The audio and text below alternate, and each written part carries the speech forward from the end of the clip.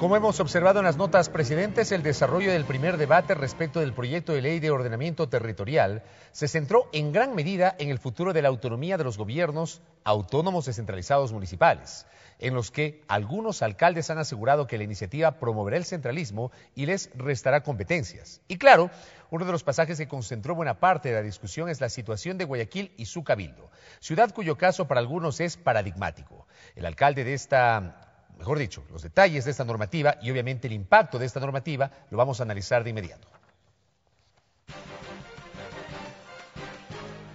Richard Calderón, economista, posgrado en Desarrollo por la Universidad de Chile, ex alcalde del Cantón Antonio Ante, ex representante de América Latina de gobiernos locales ante la Unión Europea, asambleísta de Alianza País por la provincia de Imbabura.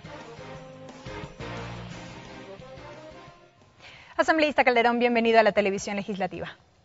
Buenas tardes, un gusto compartir con ustedes. Como lo vimos en la presentación, hay quienes tienen temor o expresan preocupación respecto de qué pasará con la autonomía de los GATS, de los gobiernos autónomos descentralizados municipales, sobre todo por esta nueva institucionalidad que crea la Ley de Ordenamiento Territorial. ¿Qué decir al respecto?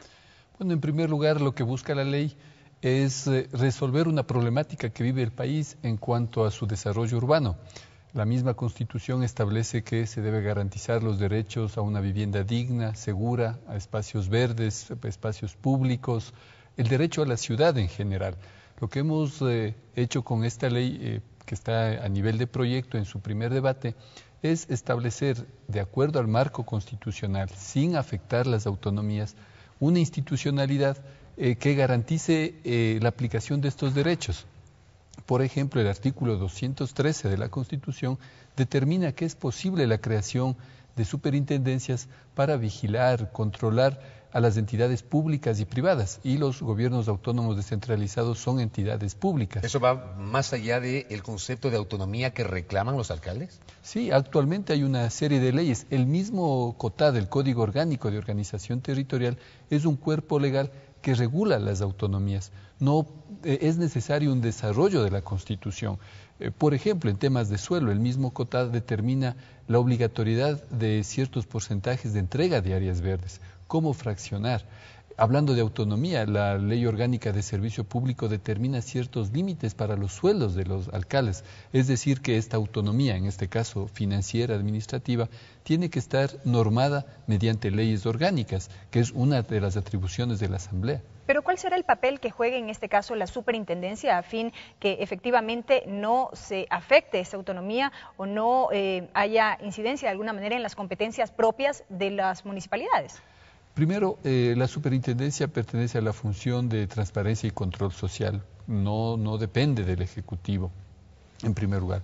Luego, serán los mismos municipios con sus consejos municipales, mediante ordenanza, que aprueben sus planes de uso y gestión de suelo, pero si no lo cumplen, está esta instancia que llamará la atención en un primer momento y luego, si no cumplen, sancionará. No nos olvidemos que está en juego la vida misma de las familias, en razón de que pueden existir ciertas administraciones que autoricen construir en zonas peligrosas, por ejemplo. Pero, por ejemplo, usted también ha sido alcalde anteriormente. Antes de ser legislador fue alcalde de un cantón, Antonio Ante, Atuntaqui, en la provincia de Imbabura. ¿Qué pasa si, por ejemplo, en el plan de gobierno, usted como alcalde, conjuntamente con su equipo, define unas prioridades, pero en el curso del camino resulta que no puede cumplir por falta de recursos, porque los estudios se demoraron, porque el contratista no cumplió? ¿Qué va a pasar ahí? También hay algunas consideraciones que me imagino yo la superintendencia, futura o posible superintendencia, va a tener que evaluar antes de tomar una decisión.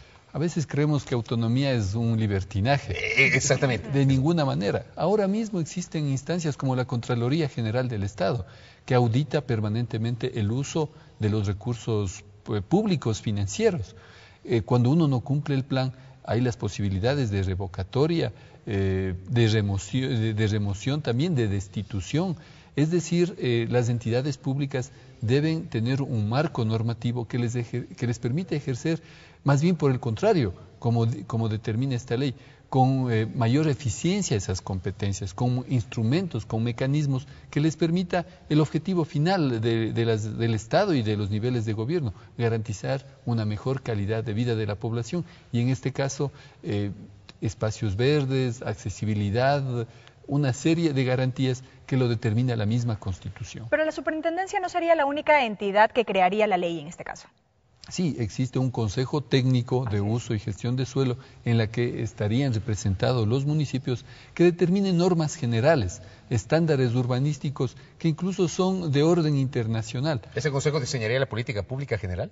Daría ciertas especificaciones generales para que puedan ser aplicadas por los municipios. ¿Y los municipios tendrían, o mejor dicho, los alcaldes o sus delegados en ese consejo tendrían voz y voto o solamente voz? Voz y voto.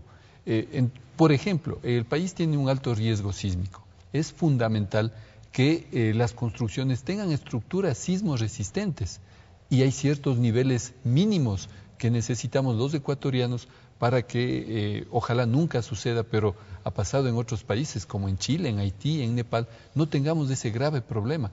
Creo que debemos ser responsables con el ejercicio de esas autonomías, con las responsabilidades, con las competencias de los gobiernos autónomos descentralizados y la Constitución permite claramente tener estos elementos que efectivamente permitan cumplir con este objetivo. Pero es que precisamente, asambleísta, respecto de la creación de este Consejo Técnico es que se concentran los principales cuestionamientos, volviendo nuevamente al tema de la autonomía y de las competencias, respecto a que a partir de allí es que se vulnerarían estas competencias, porque sería, como usted bien menciona, el ente encargado de alguna manera de dictar políticas públicas en general. ¿Allí no hay una injerencia de alguna manera? Le voy a poner un ejemplo. Actualmente existe la ley de patrimonio. Los municipios no pueden autorizar en el ejercicio de la competencia de uso y gestión de suelo construcciones modernas cuando es un casco patrimonial.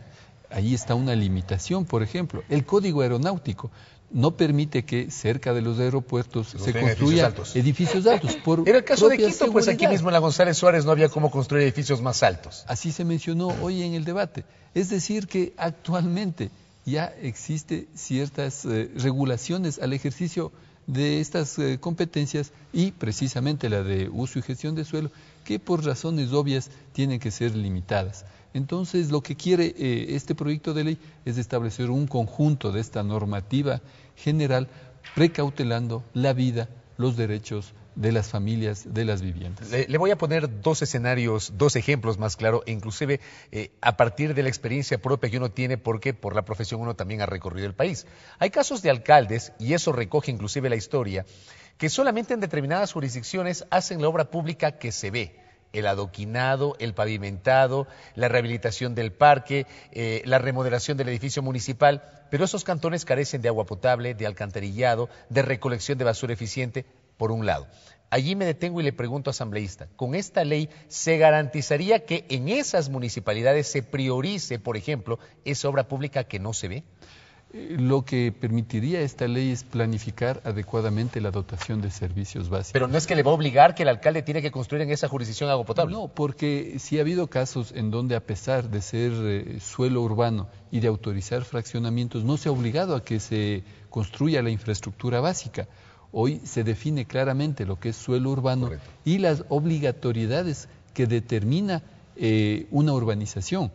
Eso es una debilidad actualmente. Cierto es que el COTAD, el Código de Planificación, han sido pasos importantes, pero hace falta, como tienen en otros países, una normativa que determine un manejo adecuado del suelo, que es un elemento fundamental del desarrollo. Y el otro escenario que le quería plantear, sobre el tema de los asentamientos urbanos en zonas consideradas ilegales. Se ha citado, por ejemplo, y eso también pasó en el debate, hay quienes piensan que esta ley va dirigida básicamente al alcalde de Guayaquil, al municipio de Guayaquil, porque probablemente, no es un caso específico de Guayaquil o exclusivo de Guayaquil, pero se menciona mucho Guayaquil por la gran cantidad de sectores que no están legalizados, que no tienen servicios básicos, Mapasingue, Prosperina, Bastión Popular, Flor de Bastión, Monte Sinaí, etcétera, etcétera, etcétera. Las denominadas invasiones. Exacto. ¿Qué va a pasar con el tema de las invasiones en los cantones? A ver, primero los municipios deben ejercer sus competencias a plenitud. Porque esa es facultad privativa de los municipios. Se establece claramente que es responsabilidad de los municipios, cierto es con apoyo de la fuerza pública, el evitar las invasiones. La realidad de Guayaquil, si uno revisa Monte Sinaí, es una situación bastante compleja para quienes habitan en esas zonas. Lo que queremos con la ley es que exista una adecuada planificación y control del uso de suelo, especialmente de áreas protegidas. En los medios de comunicación uno puede ver cómo todos los días se trata de invadir zonas esteros, por ejemplo, que tienen un alto riesgo. Y después, obviamente, se tienen que invertir ingentes recursos para reubicar a esas familias. La ley permite además una regularización de estos asentamientos, de hecho, con ciertas limitaciones, pero lo que queremos es que el esfuerzo que hacen las familias de construir una vivienda pueda ser en zonas seguras, planificadas, para que no tengamos luego problemas de abastecer con tanqueros agua potable. Que en pleno siglo XXI todavía hay barrios que reciben así el agua. Zonas inseguras, sin energía eléctrica, sin iluminación. Debemos cambiar y transformar esa realidad del país. Y este marco legal ayuda muchísimo. Cierto es que también se necesita una voluntad institucional, una voluntad política, pero creo que desde la responsabilidad de la Asamblea estamos cumpliendo con ese gran objetivo de cambiar esa triste realidad que hasta la actualidad vive el país. Asambleísta, brevemente, Fabricio hizo alusión a lo que sucede en Guayaquil y al caso del alcalde Jaime Nebot. En una entrevista radial el día de ayer manifestó que de ser aprobada esta ley no la acataría. ¿Esto puede darse así? ¿Puede haber margen para la discrecionalidad? De ninguna manera. En las entidades públicas los alcaldes están obligados a cumplir con la normativa, con la ley. Esta es una ley orgánica, así como en su momento se promulgó el COTAD, a la que tuvieron que, obviamente, como corresponde, acatarlo todas las municipalidades y todos los gobiernos autónomos descentralizados, y por tanto es de obligatorio cumplimiento para estas entidades. Asambleísta, gracias por el tiempo, muy gentil. A ustedes, muchas gracias. Richard Calderón, quien